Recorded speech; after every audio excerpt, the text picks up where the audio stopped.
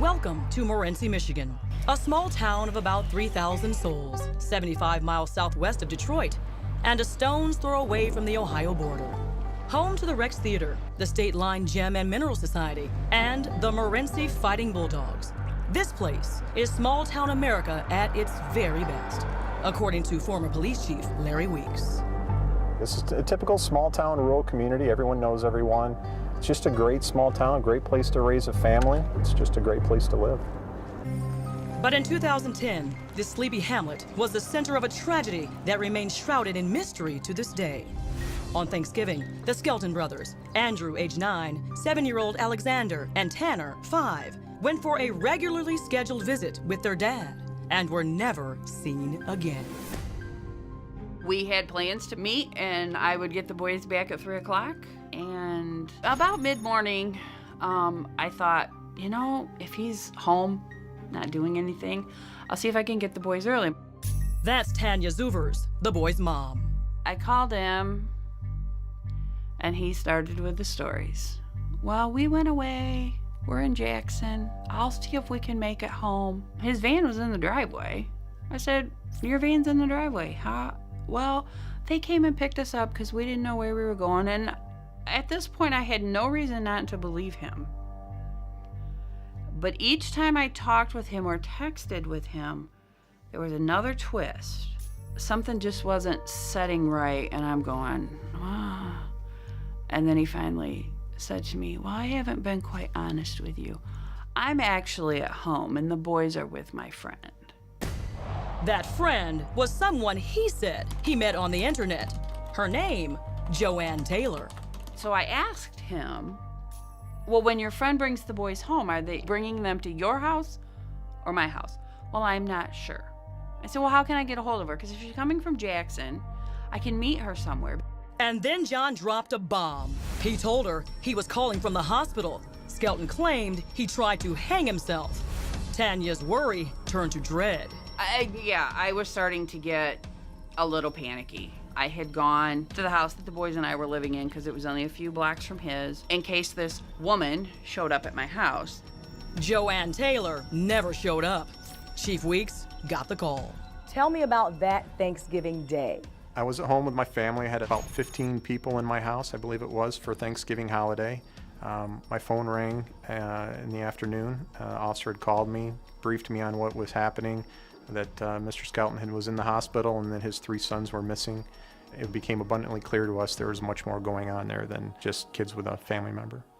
Chief Weeks got right down to business. First step, an Amber Alert. They searched John's house.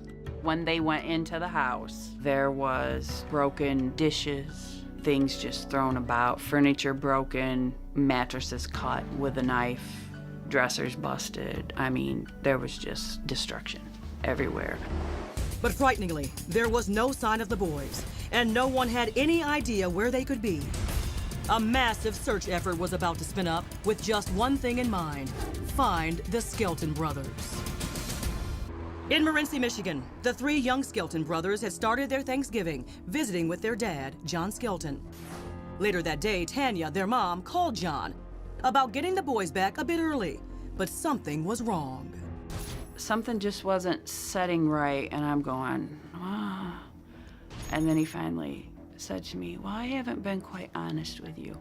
I'm actually at home, and the boys are with my friend. That friend, Joanne Taylor, was someone John met on the internet, but this Joanne never returned with the boys. When they spoke again, John shocked Tanya with the revelation he was calling from the hospital. He had tried to hang himself. Tanya's concern turned to dread. I was starting to get a little panicky. The cops were called. They searched Skelton's home, a search that yielded chilling results.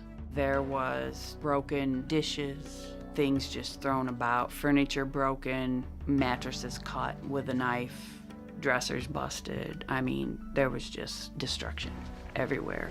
But the boys weren't there. A huge search effort spun up, and the hunt was on. The citizens of Morenci stepped up to help a neighbor in desperate need. Initially, people just began to search on their own, walking through the parks, and we covered a significant area in a fairly short period of time. We did our best to cover as many public roadways, public parks, public access areas, and I'm very proud of the work that those folks did. Why on earth would any father make his own children vanish? Tanya, who was divorcing John at the time of the kid's disappearance, thinks she knows. He had gone through a previous divorce, and there was a custody battle, and his ex-wife gained custody, and he had visitation rights. She lived in another state, and so he rarely saw his daughter. And I think that was the biggest thing that he was afraid of, that he was going to lose his sons. John was arrested and charged with 3 counts of parental kidnapping and 3 counts of unlawful imprisonment. All that, and still no sign of the 3 boys. And just like that, things in this little town changed. Not only are the boys gone, but a sense of innocence in this town was too. Chief Weeks was surprised at what he heard during a grade school visit. One young lady raised her hand in the 5th grade class, and she goes, "Do you handle many investigations where parents steal their children?" And as that 5th grade girl sat there and asked that question, it was much like a knife being jabbed into my heart. Even as Skelton sat behind bars, Tanya's divorce proceeded. John was lawyered up, but his attorney was not wearing a suit and tie. John chose to represent himself in this divorce, and in a bizarre twist, actually questioned Tanya on the witness stand about himself. How do you know that your husband knows where the kids are at?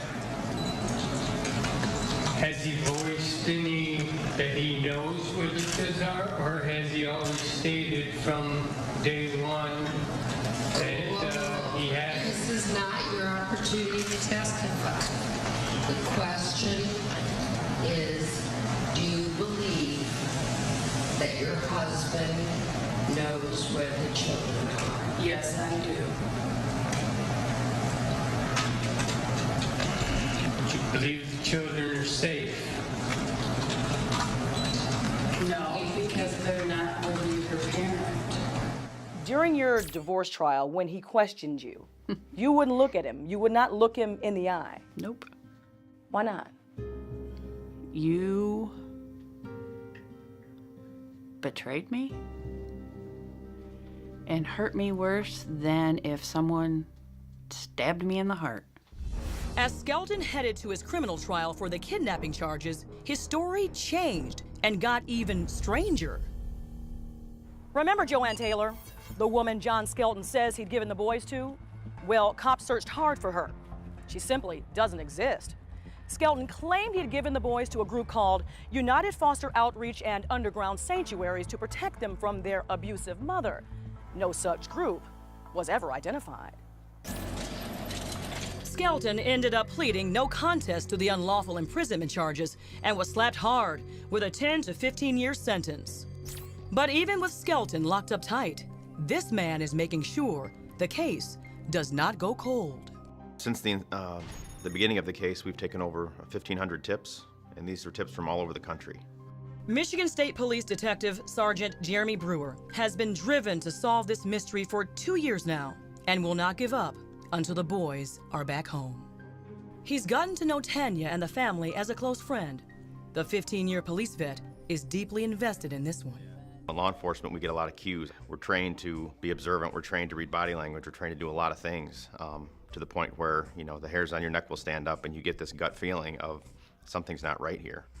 And sometimes you might work a full 8-hour shift and only feel that once or twice. But with him, it's like that from the second I walk in that door to the moment I leave. It's a tough investigation that so far has only paid off in dead ends and frustration. Did you ever wonder, why me? Why did I get assigned to this case? You know, I firmly believe that things happen for a reason. You know, one of the boys has the same name as my son, and same age. And so it's,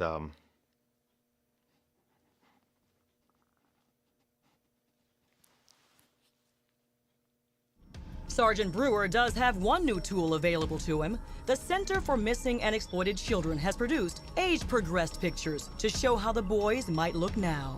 who knows if that's what they truly do look like. we have hope. We don't give up hope every day that we will be able to bring closure to the family and find these boys. And we'll take any investigative help we can get. As Sergeant Brewer continues to tackle this investigation, backpack-toting kids tromp past Tanya's home on their way to the Morenci Elementary School, just up the street. Sometimes it hurts to see how life just goes on. As they pass, Tanya and daughter Courtney raise 2 flags, one with the stars and stripes, and one bearing the faces of Andrew, Alexander, and Tanner, her babies. I have to keep going. Quitting's not an option. A lot of times when we come out, there'll be various things left for the boys. They have, toys or coloring books. Sergeant Brewer took me to a park in town where there's a memorial of the Skelton boys. There's a small plaque here, settled in among 3 newly planted trees that will grow to shade the images of the young brothers as the days, the months, and years pass. What do you want Tanner, Andrew, and Alexander to know? We're fighting for them every day. I know. In my heart, I will see them again. Hope burns bright here in Morenci, and the hunt for the Skelton brothers goes on.